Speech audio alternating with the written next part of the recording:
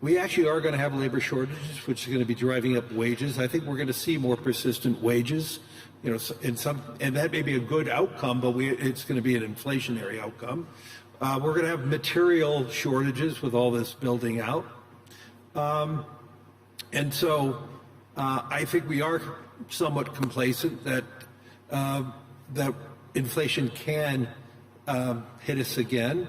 But I would also say, if you look at where the bond market was even a year and a half ago, when we were experiencing very elevated inflation, we had a very inverted yield curve. The short rates were higher than the long rates. What we are seeing now is a normalizing of the yield curve, but I also believe we're going to have a much more steeper yield curve, and that's a function of forward inflation expectations. And so one of my fears is, because of this complacency, and I have not even said the most ugly word that's facing economies, that's called the deficits and the debt of so many countries.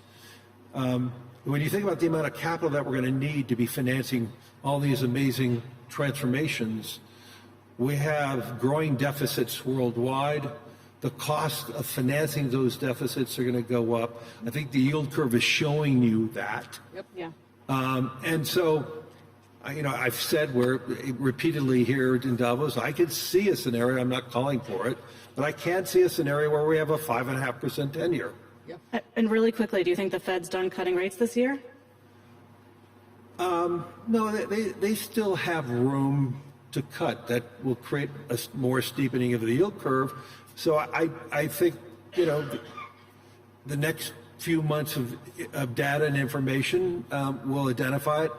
I would say to you the economy is very strong. It was very strong in the fourth quarter, and the evidence that we are hearing from different corporations that business is strong already in the first quarter.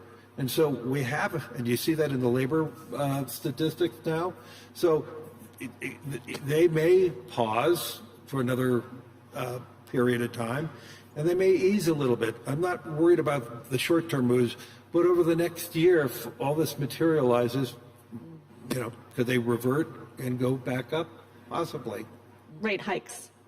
A rate hike. I'm not calling for that, but all I'm saying, I see probabilities of that. Yeah. That's not my core prognostication.